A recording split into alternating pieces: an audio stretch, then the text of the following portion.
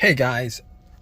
All right. So if you guys are in this situation like I was a couple of days ago, I just want to tell you guys how you guys can get your car started. So basically this situation is a crank no start issue. So basically my car worked fine for the longest time. I had no issues whatsoever. Battery was good. Haven't had battery issues at all.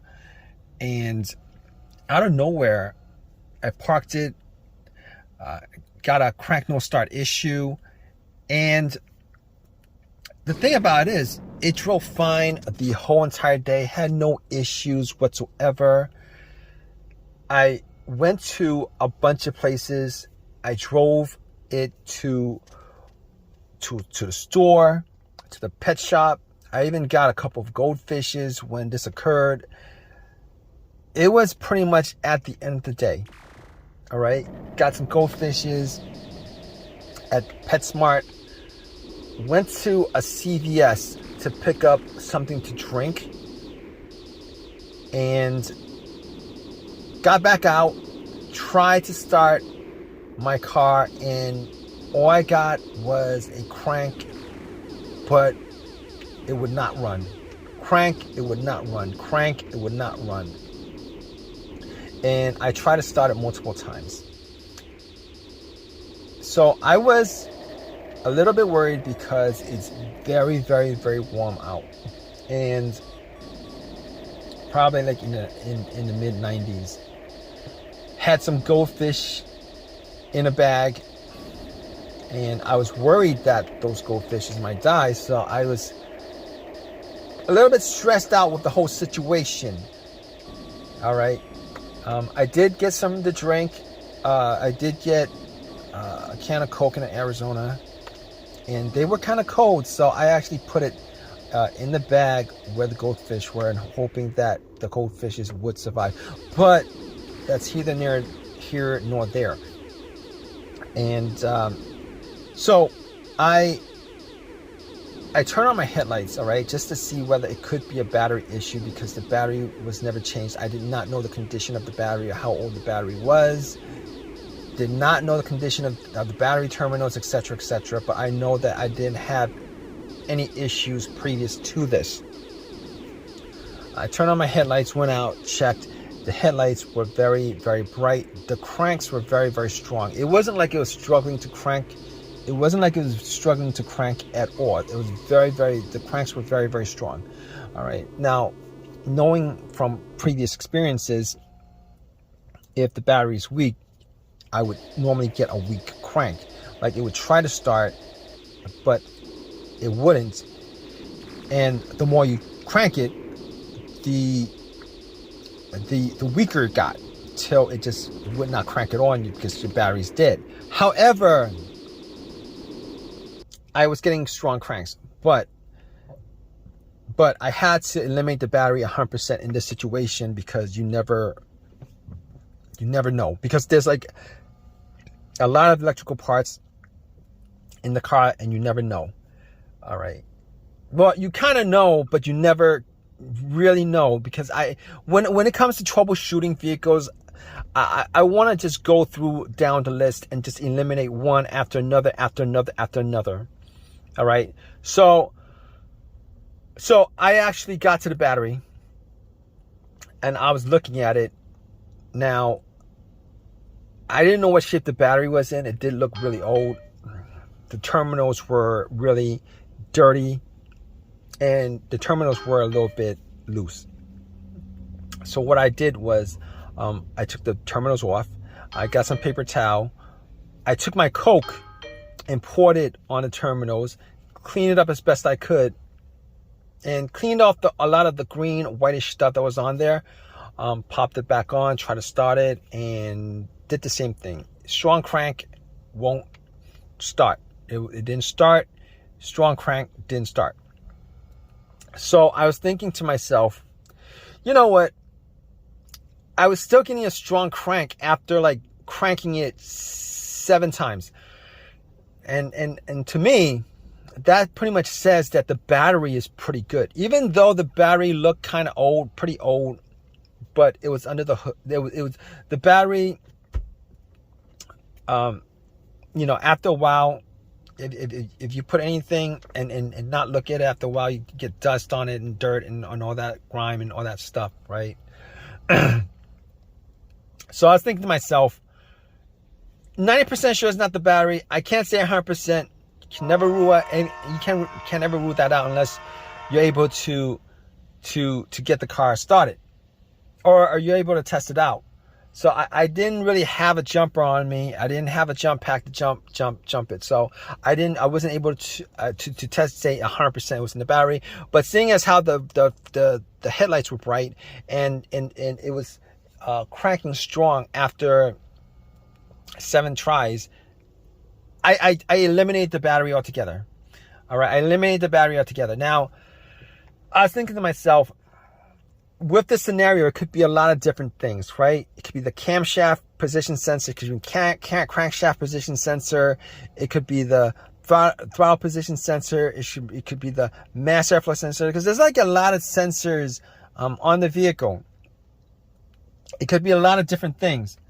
But here's how I was able to eliminate all those things. I was able to eliminate all those things because normally if any of those things were to cause this situation, there would be a check engine light. There would be a check engine light and sometimes the check engine light would be blinking, telling you that it's more of a serious issue. But here's the thing, I did not see a check engine light on the dash. There was no check engine light. I know that 100%. Not that I was checking out for the check engine light being an issue, but I was looking at the dash the whole entire day, glanced here and there, did not see a check engine light on the dash. So I know now I can't rule that out as 100% because I couldn't get the car to start up. Now, if it started up and there was no check engine light, you know, I could say 100% that it wasn't the check engine light. And I didn't have an OBD2 to pop it in to scan it. Did not have an OBD2 to pop it in to scan it. However, I was going to rule that out because I was going through scenarios as best as I can because it was getting pretty warm and my goldfish, my goldfishes were gonna die. So I was like, all right. Should I call AAA? Maybe I could go back into CVS with the goldfish and put it in the in the fridge, you know. But you know, I was like 20 minutes into that, and I had to get something. I had to get something. Well, I was hoping that it was an easy fix. Get something. All right, so I was like thinking to myself, what else could it be besides this? All right. So I checked out the fuses. All right. Checked out the fuses, made sure that, you know, I didn't smell anything that was burnt. I didn't see anything kind of burning on the top of the fuses. And I looked at the fuses and everything looked good. Now, I didn't have a fuse tester to test it out, but just from eyesight, everything looked good. Smell test didn't look like anything burnt out. I did actually check a couple. I think I checked a couple of specific fuses. I'm not, but none of them looked like they were bad. All right. So at that point, I was thinking to myself, it could be the relays. It could be maybe the fuel pump relay, the fuel pump itself, the car's ECU that's the problem. And I got back into my car, you know, and I thought to myself, well, could it be the fuel pump? And I tried turning on the car to the on, try to turn on to the on position, right? The position before the crank. I was trying to turn it on to the on position before the crank a couple of times just to see if I could hear, That really doesn't make any sense, but I tried to listen to the priming of the fuel pump. Now, the priming of the fuel pump will sound like a whizzing sound. All right, it would be a low hum whizzing sound because you can hear the motor just running. All right, it'll maybe run for like a second, maybe less than a second or two, whatever it is, and I was able to make out that it wasn't the fuel pump because I could hear the humming. All right, maybe it was just me, but I could hear the humming. So I was like, you know what? That's probably not the issue. That's probably not the issue. So I was thinking to myself, what is it that could cause this? And because I was running out of troubleshooting ideas for this situation. All right, it's because there's nothing noticeable, nothing that was noticeably wrong with the car. And I was thinking to myself, you know what? There's a strong possibility that it could be the key fob, because I never changed out the key fob battery. And I knew somebody who had this particular situation come up where I tried to help them out, and it turned out that it was something as simple as the key fob battery that was causing it, because the battery was either dead or so low that the car could not read that the key fob was in the car. The alarm, the remote was in the car. So I'm at CVS. It's worth a try. I'm at CVS. It's worth a try. It'll be a quick fix if that is the fix, and I could save my goldfishes, etc., etc. And I was like, all right. So I'm gonna take the key fob battery out, because anything outside of this, I wouldn't be able to diagnose without a scan tool, without going through all the fuses, without going through the relay, etc., etc. But since the fuel pump was making a sound, I knew that the relay was working. But anyway, I took a chance on it, hoping that maybe I could fix the situation and just get home real fast. So key fob, I went to CVS, bought a battery.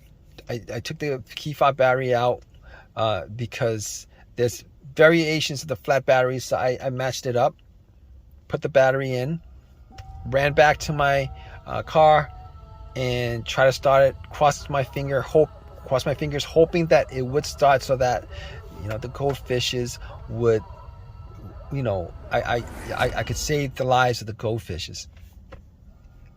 And get my car started without having to put in any more money outside of the $6 or $7 that I spent on the battery.